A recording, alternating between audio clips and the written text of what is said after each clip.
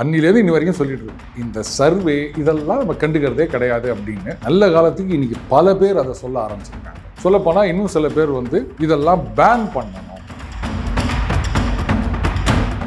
இதுதான் சிக்கல். ஏன்னா ஜெயிக்கிற கட்சிக்கு ஓட்டு போடுன்ற ஒரு மென்டாலிட்டி இங்க இருக்கு. அப்போ இந்த நெரேட்டிவை செட் பண்றதுக்காகத்தான் இவ்வளோ எஃபர்ட்ஸ் போட்டுக்கிறாங்க ஒவ்வொரு கட்சி. அப்ப என்ன ஆகுது, உங்ககிட்ட பண பலம் இருக்குது, மீடியா பலம் இருக்குது, ஆள் பலம் இருக்குது ஊடகத்துல அப்படின்னும் போது உங்களால இந்த நெரேட்டிவை ஈஸியா செட் பண்ண முடியும். அது இல்லாத சிறிய கட்சிகள்லாம் என்ன பண்ணுவாங்க சொல்லுங்க.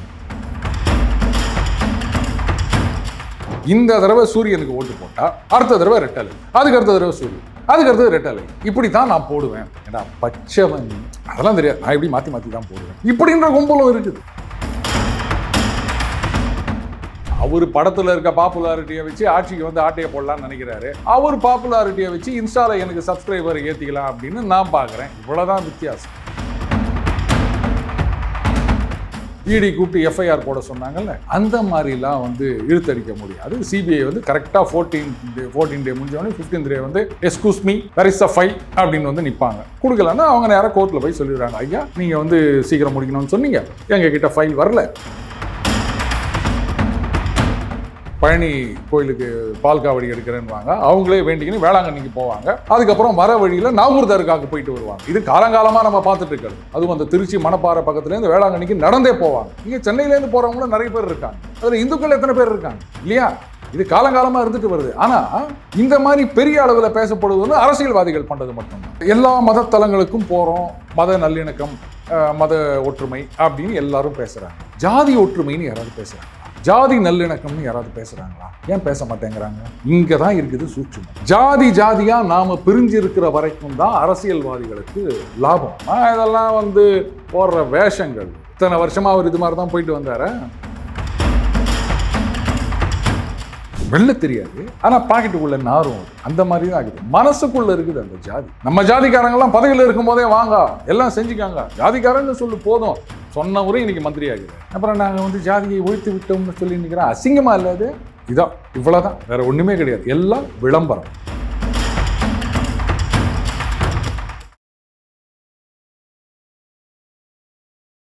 இளையபாரத நேயர்களுக்கு வணக்கம். இன்னைக்கு நம்ம நேர்களில் நம்ம சிறப்பு விருந்தினர் அரசியல் வித்தகர் நம்ம ஜாம்பவான் அருண் சார் அவர்கள் தான். சார் வணக்கம். சார் வணக்கம். எதப்பா வித்தன்? நானு ஏதோ வித்தகர்லாம் சொல்லி நிக்கிறேன். நீ புதுசு புதுசா ஏதோ நீங்க கற்பனை பண்ணி நிக்கிற. ஆமா சார், இப்ப எக்ஸிட் போல்ஸ் கூட அப்படிதான் அந்த மாதிரி. அதனால நாம அதான் சார், இப்ப எக்ஸிட் போல்ஸ் எல்லாமே வித்தியாசமா கொண்டு வந்திருக்காங்க. நீங்களும் டைம் டிராவல் பண்ணி சொல்லக்கூடிய ஒரு நபரா இருந்திருக்கீங்க. பல விஷயங்கள் நம்மளும் பார்த்துருக்கோம். ஸோ இப்போ என்ன விஷயமா பார்க்க முடியும்? இந்த திமுக தான் வெற்றி பெறுமா, அதிமுகவா? எக்ஸிட் போல் சொல்ற மாதிரி இன்னும் 4 நாள் இருக்குது, ஒரு 3.5 நாள் கூட சொல்லலாம். என்ன அவசரம்? பட் நீங்கள்லாம் பண்ணியிருப்பீங்களான்னு எனக்கு தெரியல. இந்த மார்ச் மாதம் அந்த காலகட்டத்தில் பரீட்சைக்கு முன்னாடி, முழு பரீட்சைக்கு முன்னாடி பயிலவெல்லாம் கவர்மெண்ட் ஸ்கூலில் தானே படித்தோம் கிராமத்தில். இந்த புங்கங்காய் இருக்குது தெரியுமா? புங்க மரத்தில் அப்படி ஒரு காய் இருக்கும். அதை பிரிச்சிங்கன்னா அதுக்குள்ளே விதை இருக்கும். நல்லா கிட்டத்தட்ட ஒரு இன்னைக்கு வர அந்த 1 ரூபா சைஸில் இருக்கும். பட் மெலிசாக இருக்கும். பசங்களாம் என்ன பண்ணுவாங்க, பாஸ் ஆஃப் ஃபெயிலாக கண்டுபிடிக்கலாமா அப்படின்னு அந்த விதையை இப்படி நீங்கள் அப்படியே 2ஆக பிரிச்சிங்கன்னா அந்த நுனியில் ஒரு பக்கத்தில் மட்டும் சின்னதாக மொளை மாதிரி ஒன்று இருக்கும். பாஸு. இந்த பக்கம் உன் பக்கம் வந்தா பாஸு, அவன் பக்கம் போனா ஃபெயிலு அப்படின்னு இந்த விளையாட்டு தான் விளையாடிட்டு இருப்போம். அந்த கிளாஸ் ரூம் ஃபுல்லாக பொங்கக்கொட்டையாக இருக்கும். வாத்தியார் அங்கேருந்து பார்த்துட்டு, ஏன்னா அப்போ பெருக்கிறதுக்கெல்லாம் அங்கே ஆள் கிடையாது, நெருக்குன்னு ஒரு கூட்டி எல்லாத்தையும் பொறுக்கி போடுங்கடா அப்படின்பாரு. என்ன அவசரம்? நீ என்ன எழுதுறியோ அதுக்கு பாஸா ஃபெயிலான்னு வரப்போகுது, புங்க ஓட்டை உனக்கு டிசைட் பண்ணிடுமா அப்படின்வாரு. ஆனாலும் நாங்கள் நம்ப மாட்டோம். ஏன்னா மயிலிறகு குட்டி போடும் அப்படின்னு நம்பின தலைமுறை நாங்கள்லாம். அதனால புங்கங்காயில தான் வச்சிருந்தோம். அந்த மாதிரி தான் இன்னைக்கும் இருக்காங்க. அப்படின்னும் போது டெக்னாலஜி ஒன்றா மாறி இருக்கலாம், ஆனால் நம்ம ஜனங்க அதே மாதிரி தான் இருக்காங்கன்னு புரியுது விக்ரம். ஓகே சார், பட் இருந்தாலுமே எக்ஸிட் போல்ஸ்ல ஒரு தரப்பினர் திமுக தான் அதிகமாக வெற்றி பெறுது, இன்னொரு பக்கம் அதிமுக அதிகமாக வெற்றி பெறுது, இன்னும் ஒரு படி போய் தாவேக்கா தான் 200 சீட் அப்படின்ற அளவுக்குலாம் சொல்றாங்க இல்லை சார்? எதனால இந்த அளவுக்கு டிஃபரன்ஸ் வருது அவங்களுக்குள்ள? இதுதான் எனக்கும் புரியல. அதாவது 4 அரிசி 1 உளுந்து போட்டு ஆட்டினீங்கன்னா இட்லி தோசை, இது 2 தான், ரைட்டா? இது எந்த ஊரில் போட்டு ஆட்டினாலும் அதுதான். ஆனால் ஒரு இதில் பொங்கல், ஒரு இதில் உப்மா அப்படின்னு இந்த மாவில் வந்ததுன்னு சொன்னால் நம்ம யோசிக்கணுமா வேணாமா? சயின்டிஃபிக் அப்படின்னு சொன்னால் ரிசல்ட் மோரார்லெஸ் சேமாக இருக்கணும். உடனே நீங்கள் சொல்லலாம் டைரக்ஷன் அப்படின்னு. அது முக்கியம் கிடையாது. அதில் வேற நீங்கள் வேற சொல்லிக்கிறீங்க ப்ரீ போல் சர்வேவை விட எக்ஸிட் போல் வந்து ரொம்ப அக்யூரேட்டாக இருக்கும் அப்படின்னு. ஆனால் இப்போ சிகரெட் பேக்கெட்டில் போடுற மாதிரி இதெல்லாம் வந்து ட்ரெண்டு தான், டைரக்ஷன் தான், இதெல்லாம் பார்த்து முடிவு எடுக்காதீங்க அப்படின்னு வேற போட்டு போடுறீங்க. எதுக்கு இதெல்லாம்?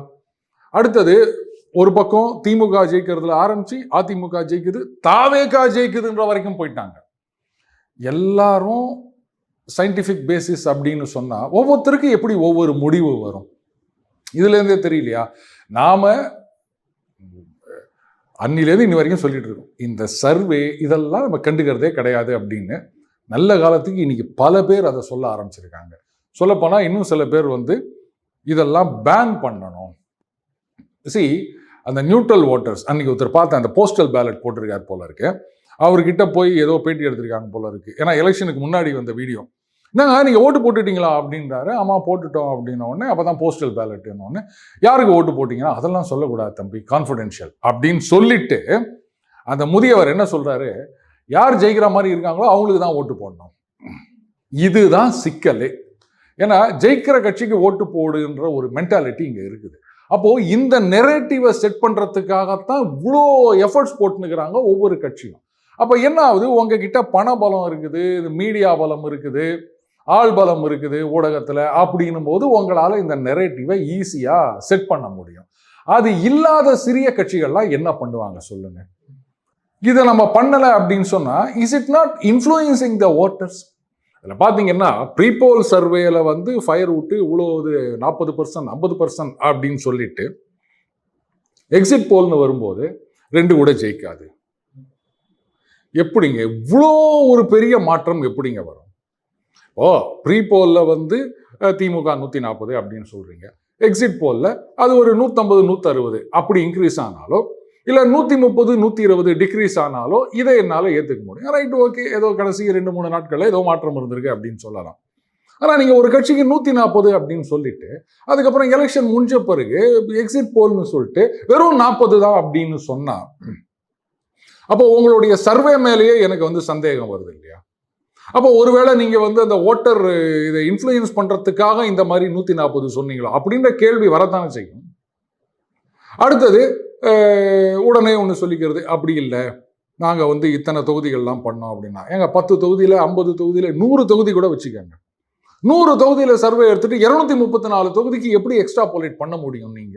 ஏன்னா வெஸ்ட் பெல்ட் அப்படிங்கும்போது அங்க ஒரு கான்சென்ட்ரேஷன் அதிகமா இருக்கும், டெல்டா பெல்ட்னா அங்க ஒரு கான்சென்ட்ரேஷன் அதிகமா இருக்கும். இங்கே பாத்தீங்கன்னா ஆவடியில ஒரு மாதிரி இருக்கும், இந்த பக்கம் சோழிங்கநல்லூர் ஒரு பெரம்பலூர்ல ஒரு மாதிரி இருக்கும் இல்லையா? அப்போ எப்படி நீங்க இதெல்லாம் பண்ண முடியும்? அடுத்தது இவங்க என்ன பண்றாங்கன்னா அந்த ஓட் பர்சன்டேஜை வச்சு இண்டிவிஜுவலா ஒவ்வொரு தொகுதியும் இந்த தொகுதியில இவர் ஜெயிப்பார், இந்த தொகுதியில இவர் ஜெயிப்பார் அப்படின்னு சொல்லுங்க எல்லாரையும். அப்போ தெரியும் இந்த போல்லாம் எந்த அளவுக்கு நம்பகத்தன்மையுடன் இருக்கின்றது அப்படின்னு. அதை யாரும் ரிலீஸ் பண்றது. ஏன்னா 234 தொகுதி எடுங்க, நீங்க தானே சொல்றீங்க இவங்க வந்து 120 140, இவங்க 80 90 அப்படின்னீங்களா? அப்போ 234 லிஸ்ட் எடுங்க. நீங்க ஒவ்வொரு தொகுதிக்கும் என்னன்னா அதை வச்சு தானே கணக்கு போடுறீங்க. அப்போ சொல்லுங்க இது வந்து நிச்சய வெற்றி, இது இழுபறி அப்படின்னு சொல்லுங்க. அப்போ ஒன்னா ஓரளவுக்கு நம்பலாம். ஆனா அதை வந்து பெரும்பாலான இது ரிலீஸ் பண்றது கிடையாது. அஃப்கோர்ஸ் சில பேர் வந்து தொகுதி வாரியா போறாங்க, அது வேற விஷயம். ஆனா இப்ப நம்ம பேசிட்டு இருக்க அந்த எக்ஸிட் போல் அப்படின்றதெல்லாம் வந்து தொகுதி வாரியா நிறைய பேர் கொடுக்கறது இல்லை. அப்படி கொடுங்க. 96 பேரை வச்சுக்கிட்டு 234 தொகுதியில நான் எக்ஸிட் போல் நடத்தினேன்னா நான் ஒத்தனே இங்க உக்காந்துக்கின்னு 400 தொகுதியில் எக்ஸிட் போல் நடத்தலாம் போல இருக்கு. நான் நீங்களும் ஒரு 10 லட்ச ரூபா கொடுங்க, அதை விக்ரம் தான் ஜெயிக்கிறாரு, நானும் ஒன்று போட்டு விடுறேன். என்ன சார் நான் எலெக்ஷன்லேயே நிற்கல அப்படின்னு கேட்குறீங்களா? அதையும் ஒரு பத்திரிகையாளர் போட்டு வச்சிட்டாரு. 2019 தேர்தலில் காஞ்சிபுரம் தொகுதி அதில் வந்து டார்ச் லைட்டுக்கு 8% அப்படின்னாங்களாம். அந்த தொகுதியில் டார்ச் லைட்டு இல்லவே இல்லையா. அவர் சொல்றாரு, ஒரு விவாதத்தில் சொல்றாரு, பார்த்தோன்னே நான் பேஜாராயிட்டேன். என்னங்க அப்படின்னா நடந்தது அது. அதுக்கப்புறம் என்ன பண்ணாங்க, அதை சொன்ன உடனே அதனால என்ன திருத்துறோம்னு சொல்லிட்டு அந்த 8% எடுத்து திமுகனால அதிமுகனால கொடுத்துட்டாங்களாம். அப்படி இருக்கச்ச இப்போ விக்ரம் தான் ஜெயிக்கிறாரு, அவரு வந்து சிஎம் ஆவதற்கு 7.25% ஆதரவு இருக்கின்றது அப்படின்னு சொல்றேன். 10 லட்ச ரூபா கொடுக்குறியா? அதுக்காக எல்லாரும் காசு வாங்கிட்டு பண்ணாங்கன்னு நான் சொல்லலை. நான் பண்றதுக்கு ரெடியா இருக்கேன், யாராவது காசு கொடுங்க, அவ்வளவுதான் நான் சொல்றேன். போதுமா? Okay sir. இப்போ இருக்கக்கூடிய எல்லா ஜேர்னலிஸ்ட்டுமே வந்து இந்த மாதிரி எக்ஸிட் போல்ஸை கழுவி ஊத்துறீங்க. ஏன் அவங்க விவாதத்திலேயே வந்து கழுவி ஊத்துறாங்க, நீங்க சொல்றதெல்லாம் பொய்யுங்க அப்படின்ட்டு. அப்புறம் எதுக்கு சார் இந்த எக்ஸிட் போல்ஸ் ஒன்று கொண்டாடுறாங்க, ஒன்று போடுறாங்க? இதனால எத்தனை மன உளைச்சல் ஆகுது, எவ்வளவு பேர் கழுவி ஊத்துறாங்க. சந்தடி சாக்குல என்னையும் சேர்த்து இப்ப கழுவி ஊத்துற மாதிரி சொல்றீங்க. நம்ம அன்னிலேருந்து இன்னி வரைக்கும் அதை தான் சொல்லிட்டு இருக்கோம். என்னைக்குமே இந்த ப்ரீ போல், போஸ்ட் போல், இந்த புடலங்கா போல் இதெல்லாம் நம்ம கன்சிடர் பண்றதே கிடையாது. அவங்க தான் இன்னைக்கு நம்ம கருத்துக்கு வந்துக்கிறாங்கன்னு சொல்லணுமே தவிர என்னையும் சேர்த்து இன்னைக்கு கழிவு ஊத்துறேன்னு சொல்லாதீங்க. ஆரம்பத்திலே நம்ம இதை தான் சொல்லிட்டு இருக்கோம். ஒரு தடவை கூட நான் இந்த சர்வேக்களை நான் மதிச்சதே கிடையாது. ஏன்னா இது வந்து மனுஷர்களை வச்சு நீங்க எடுக்கிற சர்வே, புரியுதுங்களா? ஸோ எப்பவுமே இது வந்து அத்தன்டிக்காக இருக்குன்னு சொல்ல முடியாது, சயின்டிஃபிக்காக இருக்குன்னு சொல்ல முடியாது. இப்போ ஒன்று வேணாங்க, உங்கள் ஆஃபீஸில் வேலை செய்கிற 10 பேர் வச்சுக்கோங்களேன், இவங்க எப்படி அப்படின்னு உளவியல் ரீதியாக ஆராய்ச்சி பண்ணி ரிப்போர்ட் கொடுக்க சொல்லுங்க. விக்ரம் ரொம்ப சாந்தமானவர், உங்களை ஒரு மாதம் ரகசிய கேமரா வச்சு கண்காணிச்சு சாந்தமானவர், கோவமே பட மாட்டார் அப்படின்னு ரிப்போர்ட் கொடுப்பாங்க. உங்களை நான் டென்ஷன் ஆகவா? அப்ப என்னையா ரிப்போர்ட் கொடுத்த 1 மாசம் அவர் பின்னாடியே கேமரா தூக்கின்னு போனீங்கன்னா என்ன பண்றது? ஹியூமன் டெண்டன்சி, மனுஷன் அப்படிதாங்க இருப்பான். இவ்வளவுதாங்க. இன்னைக்கு சொல்லிட்டு நாளைக்கே வந்து நான் இல்லைன்னு சொன்னா என்ன பண்ணுவீங்க? அதாவது ரிசல்ட் வர்றதுக்கு முன்னாடி எக்ஸிட் போல் எல்லாம் நம்பாதீங்கன்னு ட்வீட் போட்டவர் ரிசல்ட் வந்த பிறகு பார்த்தீங்களா நாங்க தான் ஜெயிக்கிறோம் அப்படின்னு ட்வீட் போடுறாரு. ஏன்னா hardly matter of 1 or 2 hours. So நமக்கு சாதகமாக வந்தால் அந்த எக்ஸிட் போல் நல்லது, இல்லை அப்படின்னா எக்ஸிட் போல் கெட்டது. இவ்வளோதாங்க. சரி, எதுக்காக பண்ணுறாங்க அப்படின்னா எனக்கு தெரியல. பட் இது இந்த மார்க்கெட் ரிசர்ச் அப்படின்னு இப்போ அமெரிக்காவில் பார்த்தீங்கன்னா எல்லாத்துக்கும் ஒரு சர்வே, கலப் சர்வே அப்படின்வாங்க. திடீர்னு நினச்சிங்கன்னா அப்ரூவல் ரேட்டிங் அப்படின்வாங்க. என்ன நடக்குதுன்னே தெரியாது. அது மட்டும் இல்லை, இந்த ப்ராடக்ட் மேனுஃபேக்சரிங் கம்பெனிஸ் இருக்காங்க இல்லையா, அவங்க வந்து ரிசர்ச் பண்ணுவாங்க. இதுக்கு மார்க்கெட் எப்படி இருக்குது, எக்ஸிஸ்டிங் சோப்பு ஒரு உதாரணத்துக்கு வச்சுப்போமே, இதில் இந்த சோப்பு தான் மார்க்கெட்டில் லீடிங்காக இருக்குது, எதனால் ஜனங்க அதை வாங்குறாங்க, அது ரிசர்ச் பண்ண சொல்லுவாங்க. அதை போய் கேட்கணும், அதை பேஸ் பண்ணி நாமளும் அந்த மாதிரி அப்படின்னு. ஸோ இந்த மாதிரி நிறைய விஷயங்கள் இருக்குது. அப்போ ஏஜென்சி அப்படின்னும் போது இது எலெக்ஷன் மட்டும் இல்லை, அது வந்து கண்டினியூங் ப்ராசஸ். பட் அதெல்லாம் நமக்கு வெளில தெரியாது. ஸோ அதனால் இருக்கலாம். இப்படி ஒரு பேர் வாங்கிட்டோம் அப்படின்னு சொன்னால் அதுக்கப்புறம் இன்னும் இப்போ இந்த எலெக்ஷனில் பார்த்தீங்கன்னா நிறைய பேர் நாங்கள் இவங்களுக்கு வேலை பார்த்துருக்கோம், அவங்களுக்கு வேலை பார்த்துருக்கோம் அப்படின்லாம் யூடியூப் சேனல் அப்படின்னு, அதுக்கப்புறம் நிறைய வந்து இந்த வியூகம் அமைப்பாளர்கள் அப்படின்னு நிறைய பேர் வந்துட்டாங்க. ஸோ இந்த மாதிரி நிறைய ஆப்பர்ச்சுனிட்டிஸ் இப்போ நமக்கு வருது. அதில் இப்படி வச்சுக்கலாம், பார்த்தீங்களா நாங்கள் உங்களுக்கு வியூகம் அமைக்கிறோம், நாங்கள் உங்களை ஜெயிக்க வைக்கிறோம் அப்படின்னு. இது அமெரிக்காவில் வந்து, பட் நார்மலாக அங்கே ஏஜென்சி என்ன பண்ணாங்க, ஒன்று வந்து ப்ரமோ, ஒன்று அது வந்து ரொம்ப சட்டிலாக இருக்கும், வெளிப்படையாக பண்ண மாட்டாங்க. இன்னொன்று வந்து ஆப்போனன்ட் மேலே சேர அள்ளி வீசுறது, மட் ஸ்லிங்கிங்னு சொல்லுவாங்க. அவன் ஸ்கூலில் படிக்கும்போது 3வது படிக்கும்போது பக்கத்தில் இருக்க பையனோட பலப்பத்தை திருடிட்டான் அப்படின்றதில் ஆரம்பித்து எதையோ எங்கேருந்தோ கண்டுபிடிச்சி அதை கொண்டு வரத்துக்கு அப்படின்னு. அது பல வருஷங்களாக அமெரிக்காவில் இருக்குது. அநேகமாக நம்ம ஊர்லேயும் சீக்கிரமே வந்துடும் அப்படின்னு நினைக்கிறேன். விட்டுங்க, நாய் வித்த காசு குறைக்குமா அப்படின்னு சொல்லுவாங்க. காசு வந்தால் போதும், நாய் போச்சு எங்கள் உலக நாயகன் மாதிரி. அப்புறம் என்ன பண்ண, அவர் பண்ணாத உடையா மற்றவங்க பண்ணிட போகிறாங்க, விடுங்க. Okay sir. சார் இப்போ உங்கள் இன்ஸ்டிங் என்னத்தை சார் சொல்லுது? யார் சிஎம் ஆவாங்க, யார் ஆட்சிக்கு வருவாங்க, இங்கே என்ன சொல்லுது அப்படி கேட்குறீங்களா? சரி, எனக்கு என்னவோ இந்த திமுகவுக்கு இவ்வளோ பாசிட்டிவாக கொடுக்கறது கொஞ்சம் பொறுத்து பார்க்கலான்னு எனக்கு தோணுது. ஏன்னா என்னுடைய அனுமானம் வந்து தாவேகா திமுகவிடம் இருந்து தான் பெரிய அளவில் வாக்குகளை எரோட் பண்ணுதுன்ற மாதிரி தான் நான் ஃபீல் பண்ணுறேன். என்னவோ தெரியல, அது இந்த எக்ஸிட் போல் ரிசல்ட், அதுக்காக நீ பார்க்காமலாம் நான் இருக்க மாட்டேன், பார்த்துட்டு சிரிச்சுட்டு போவேன். ஒரு சிங்க் இல்லை அப்படின்னு தோணுது. அதனால தான் அந்த வைடு வேரியேஷன் இருக்கும்போது அவங்களே கேட்குறாங்க, என்னங்க இப்படிலாம் பண்ணிக்கிறீங்க அப்படின்னு சொல்லிட்டு. சரி பார்ப்போம், நம்மளுடைய கட் ஃபீலிங் வந்து மக்களுடைய சாய்ஸோட ஒத்து போதா அப்படின்றது. ரெண்டாவது, ஏடிஎம்கே எட்ஜ் இருக்குது அப்படின்னு ஆரம்பத்துலேருந்து நான் சொல்லிட்டு வரேன். இன்றைக்கும் நான் அப்படி தான் ஃபீல் பண்ணுறேன். பட் எட்ஜு மட்டுமே பத்தாது. அந்த ஸ்லாக் ஓவர்ஸில் வந்து நீங்கள் அடித்து ஆடணும் அப்படின்னு சொல்லுவாங்க இல்லையா, பவுலிங்காக இருந்தால் விக்கெட் எடுக்கணும் அப்படின்னு. அந்த இடத்துல என்ன பண்ணாங்க அப்படின்றது தான். அது என்ன நடந்ததுன்னு எனக்கு தெரியாது. ஏன்னா கடைசி 2 நாட்களில் பிரச்சாரம் எப்படி நடந்தது, ஏன்னா நான் வந்து ஊர் ஊராக போயெல்லாம் பார்க்கறது கிடையாது. மொத்தத்தில் பிரச்சாரம், மக்களுடைய அந்த ரியாக்ஷன், இதெல்லாம் தான்.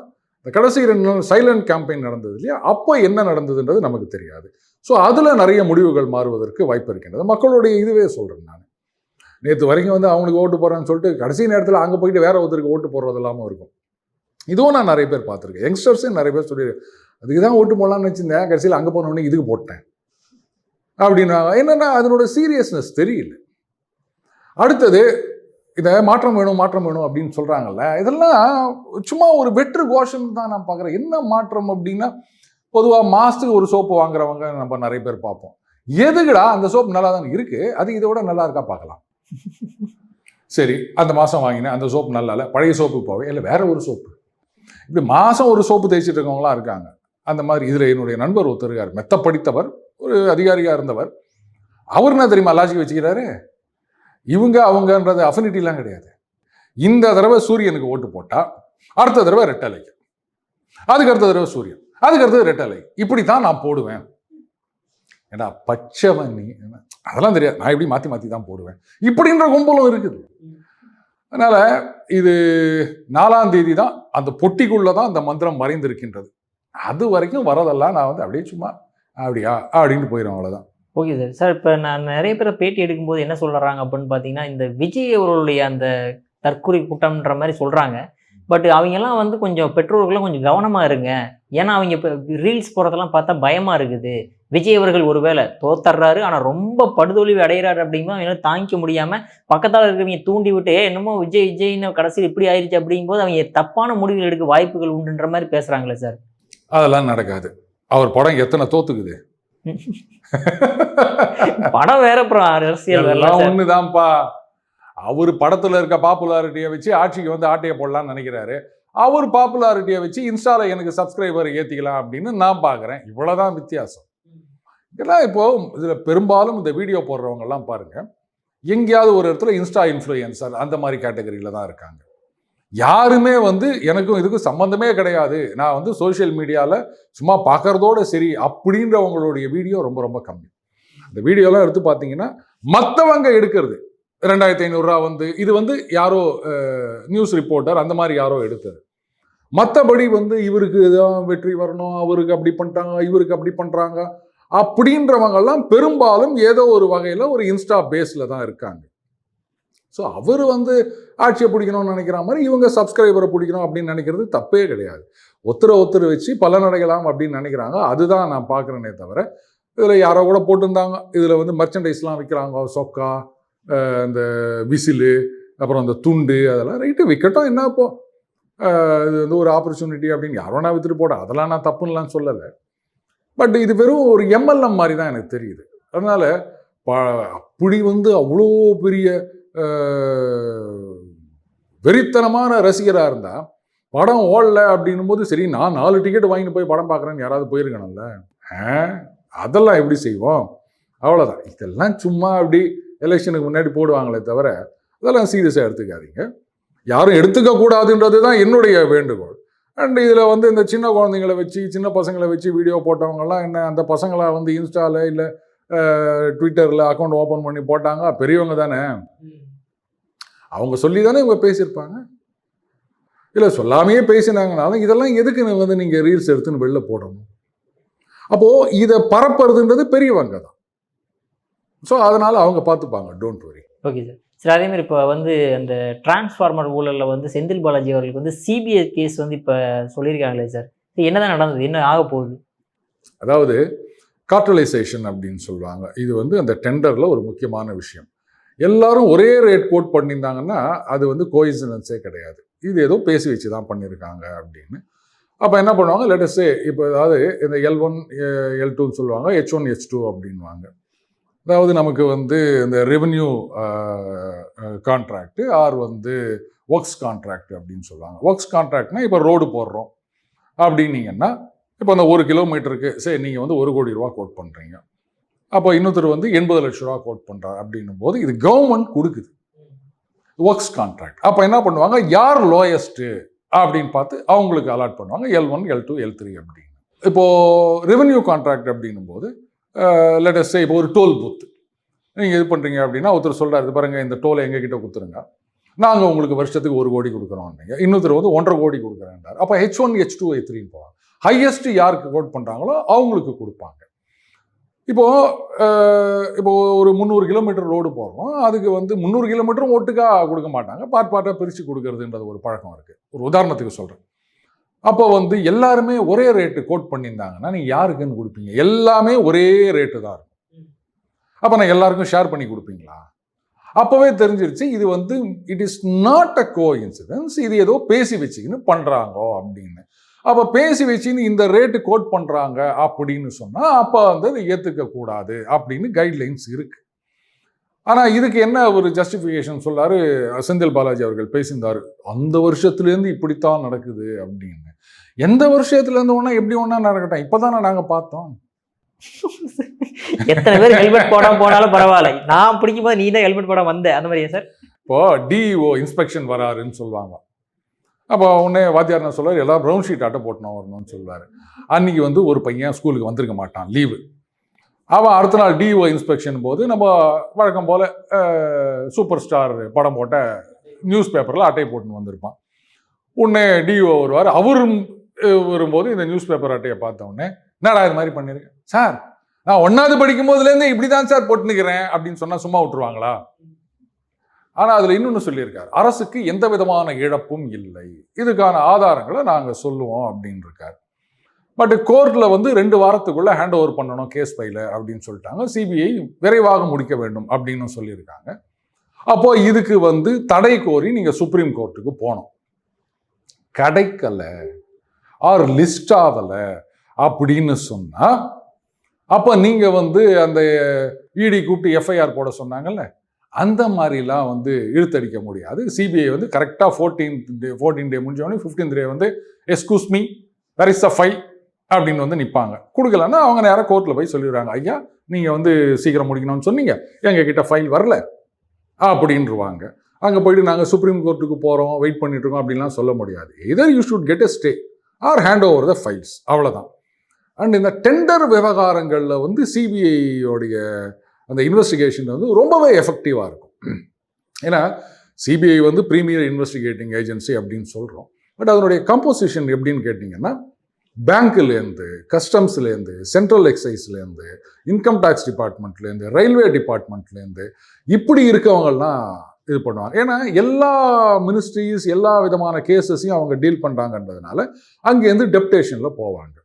ஸோ இந்த டெண்டர் விவகாரங்களில் வந்து அவங்க ரொம்ப கிங்கு. லல்லு பிரசாத் யாதவ் கேஸே எடுத்துக்கோங்களேன், எத்தனை வருஷமாக ஓடிந்தது. ஆனால் they have presented a foolproof case.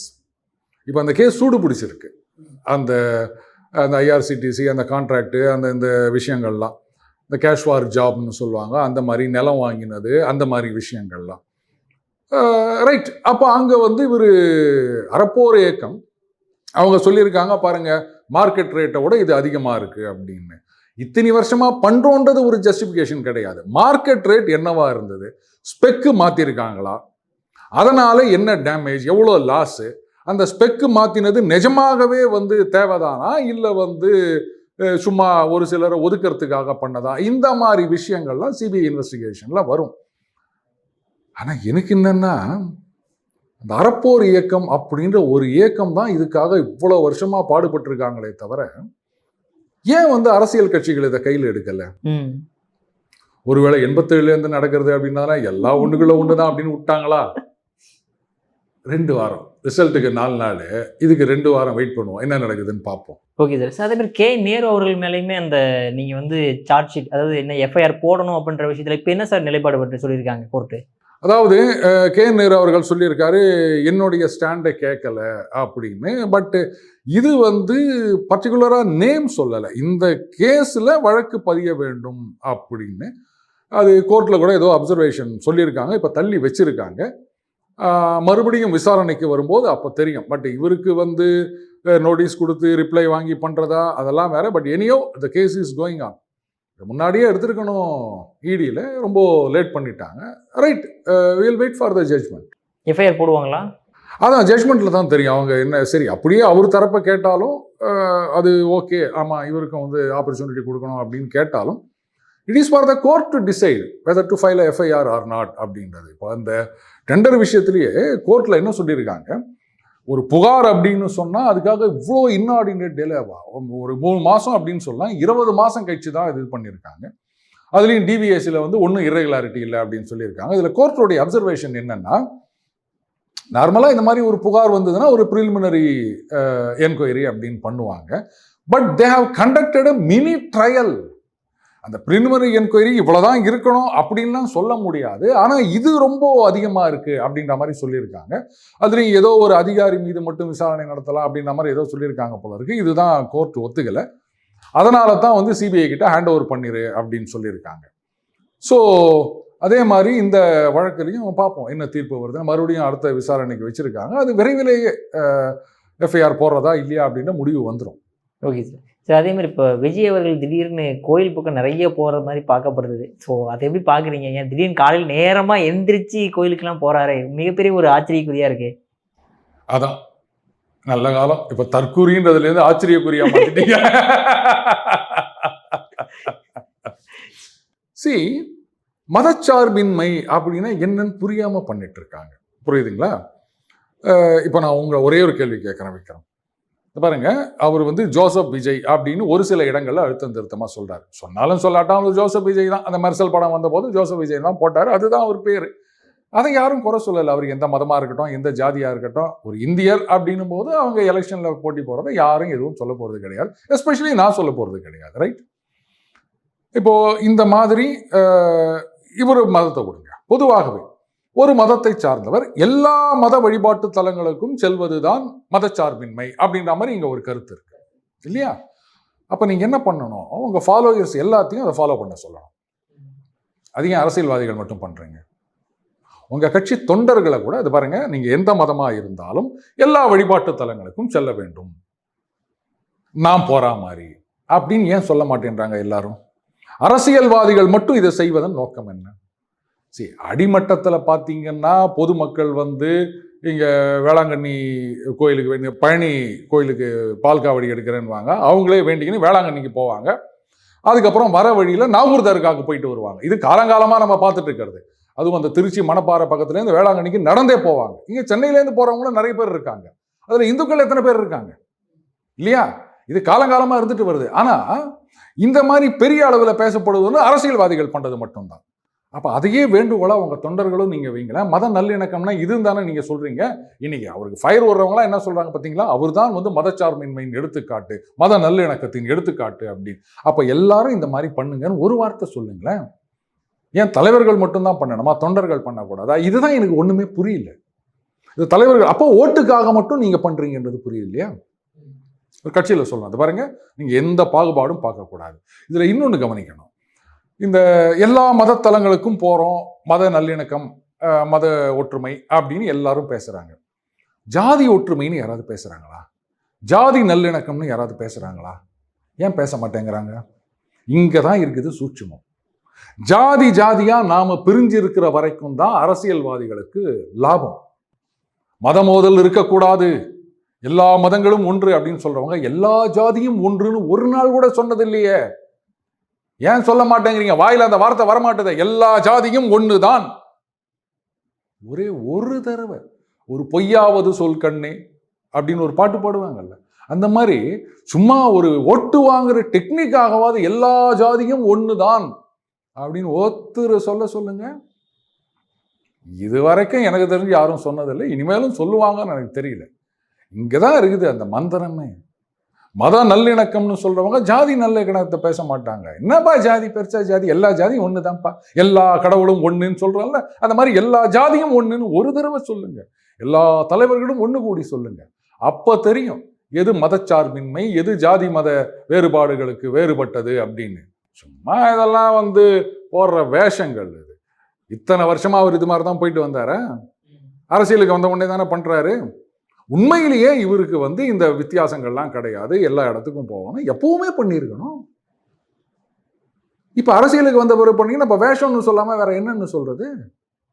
அப்ப அரசியலுக்கு வந்தா என்ன ஒண்ணு, ராகுல் காந்தி எலெக்ஷனுக்கு முன்னாடி டெம்பிள் ரன் போவாரு, இவர் எலெக்ஷனுக்கு பின்னாடி போறாரு. அவ்வளவுதான் வித்தியாசம். Okay sir. இந்த ஜாதி மதம் போது கடைசி ஒரே ஒரு கேள்வி. இப்போ ரீசெண்டாக அந்த பார்த்திபன் அவர்கள் வந்து கோர்ட்டுக்கு போய் எனக்கு ஜாதியும் வேண்டாம் ரிலீஜனும் வேண்டாம்னு சொல்லி ஒரு சர்டிஃபிகேட் வந்து அதுவும் டைரக்ஷன் கொடுத்து சர்டிஃபிகேட் வாங்கணும். இந்த அளவுக்கா சார் சட்டம் இருக்கு?